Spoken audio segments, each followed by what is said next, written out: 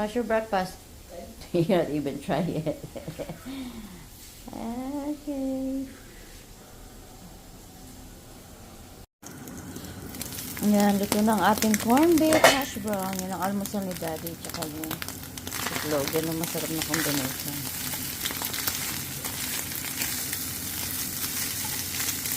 Alam nyo ba guys, nagpadala ako nito sa Pinas. Yung sa kapatid ko. Ayaw nila.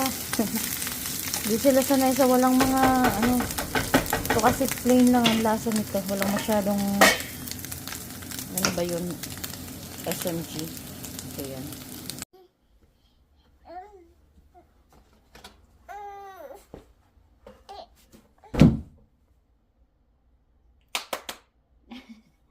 Sige na.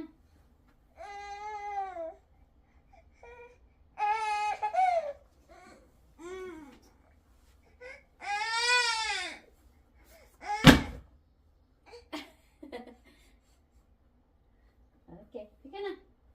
Dali.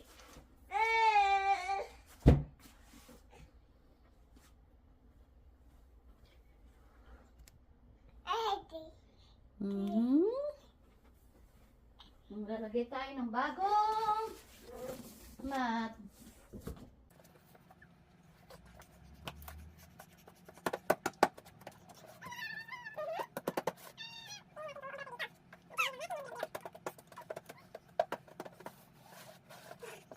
Hi, Baba. Hello, Baba. How are you there? Do you like it? So far, ganyan siya. Mamaya pakita ko sa inyo kung anong itsura niya kapag nag-ano na. Pa!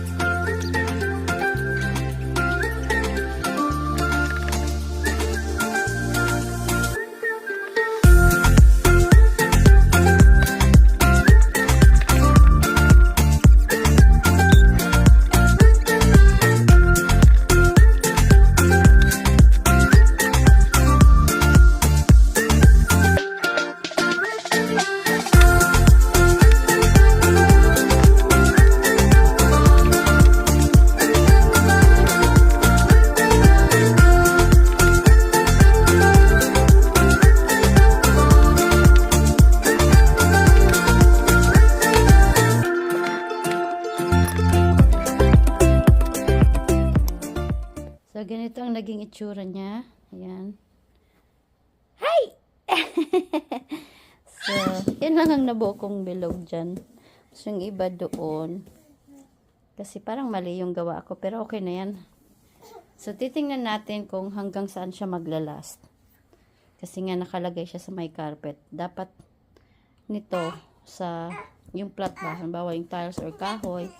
Pero titingnan natin kung maglalast siya sa carpet. So, ayan na siya.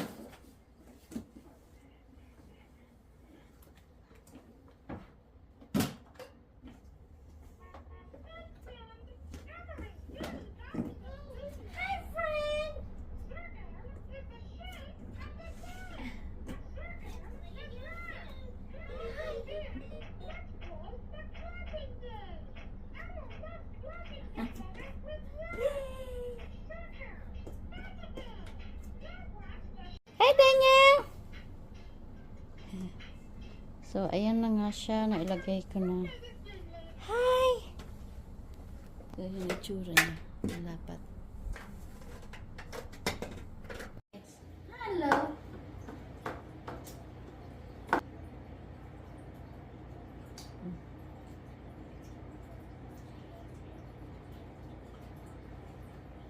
si Daniel ng mix, gulay, kanin, tsaka itlog! Yay! Sarap?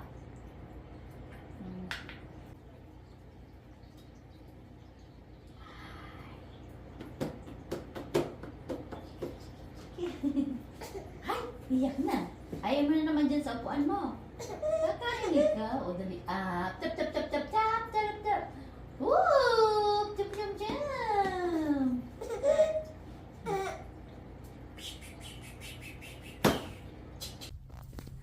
Yan, nakapaglakad din kami ngayong umaga. Kahapon kasi sobrang lakas ng hangin kaya hindi kami nag-walking kahapon. So ngayon lang. Hi. So maganda yung panahon ngayon kaya makapag-walking tayo. Baba. Good morning.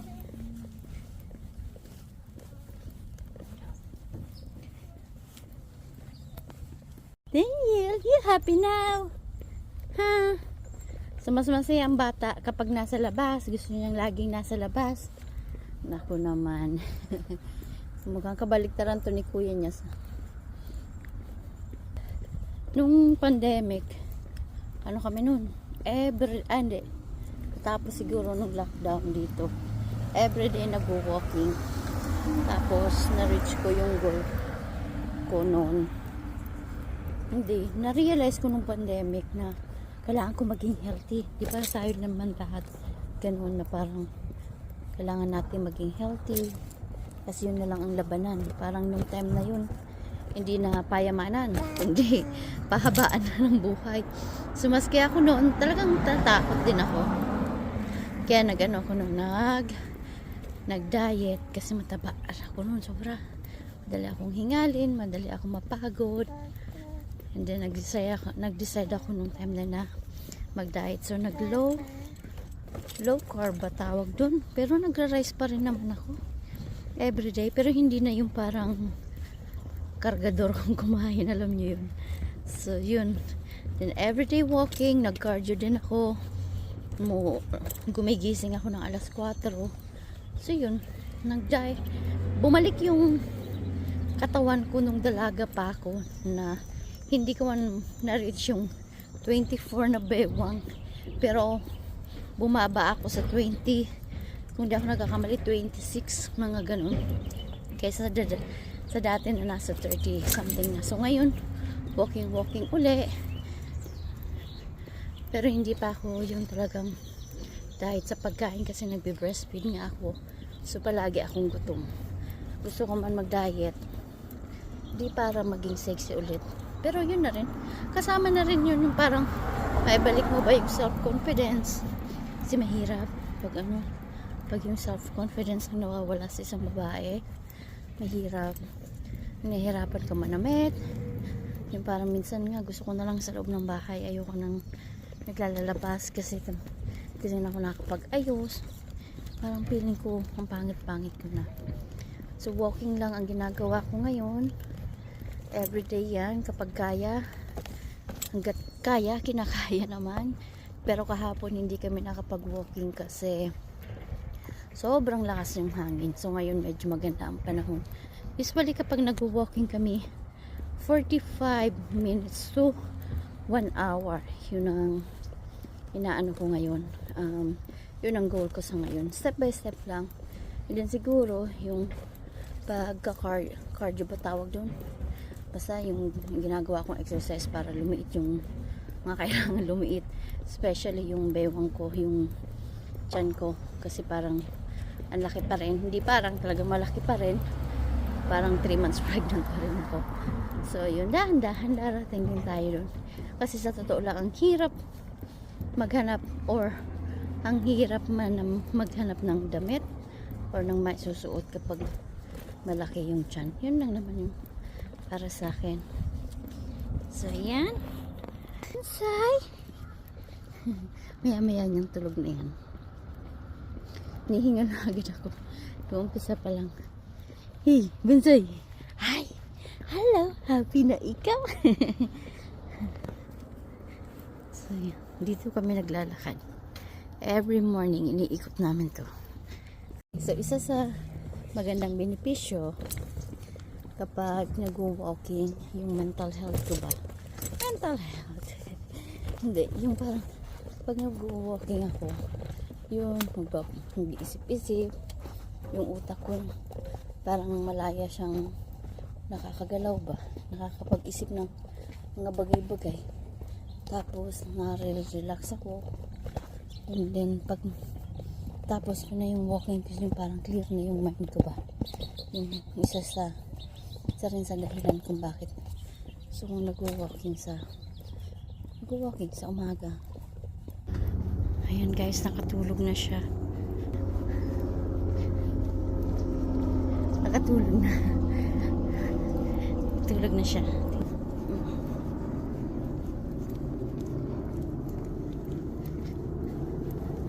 Tulog na ang bunsoy.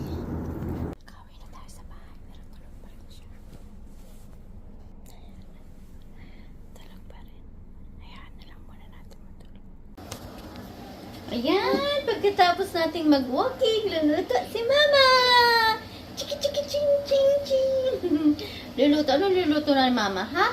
Luluto ng adobong sitaw! Kaso may kamatis!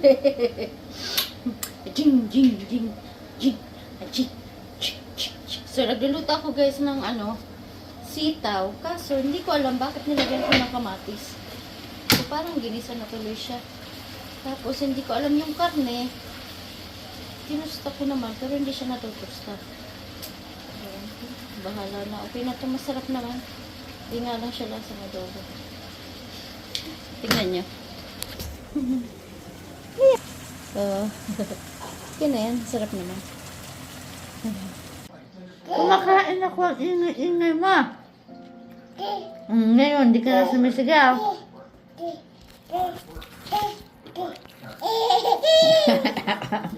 Kanina sigaw ko ng sigaw. Ba? Hi! Hi! Kain si Mama, ha? Kain lang si Mama. Kain si Mama. Ay, tata. Excuse me. Kain lang si Mama, ha? What are you doing? What you doing here? And Kuya, what you doing, Kuya? Tayo na, ikaw mag-isa. Dali na. Let's go. Ay! Kulit. Tingnan nyo na, yan ang ginawa niyang walker, yung laruan niya. Saan ka pupunta, Daniel? Balik ikaw. Ginawa ng walker yung table. Yeah. Saan ka punta? Ha? Meron ka namang walker, ha? Ba? Ba? Ba?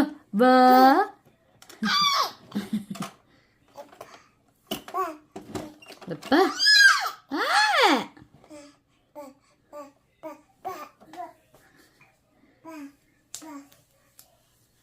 Nagkalat ng playroom nyo. Nagkalat na, hindi ako nakapag-ayos. Hayaan mo na yan, tsaka na.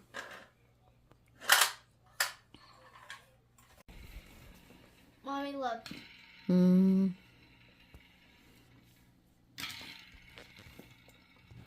Daniel, what are you eating? Look what I did. It's spinning. No, look, it's go. Dito kami sa playroom slash office na ni Daddy kasi nilipat ko yung dito ni Daddy simula nung hindi na naglalaro si Kuya. So ngayon si Tristan, so ngayon ito ilabas ko ulit yung mga ibang laruan at ginawa ko na rin yung ni Daddy. Compute yung office table niya. Tantay kami kay Daddy. Kapabili na lang akong pagkain kasi tinatamad ako magluto. Pagod na rin ako. Ayan, si Daniel. Daniel, say hi! Hello po! Hi! Say hi! Hi! Bye-bye! Say bye-bye! Dali! Bye-bye! Bye-bye! Si Tristan nandun sa sala, naglalaro siya. Gusto ko na nga matulog. Ano pa lang, 5:30. So guys, dito ko natapusin yung video. Salamat sa panonood. Ingat kayo palagi. Bye-bye! Sa ano pala, sa Bicol, lagi daw maulan. Nung nakaraan, parang bahana naman. So, ewan ko. Dito sa Amerika, may mga sunog. Doon naman sa Pilipinas or sa amin sa Bicol, maulan. So, di na rin tagamay na ng panahon ngayon. So, ingat na lang tayo lagi guys. Bye! See you po bukas. Ingat. Bye-bye! Say bye-bye baby! Bye-bye!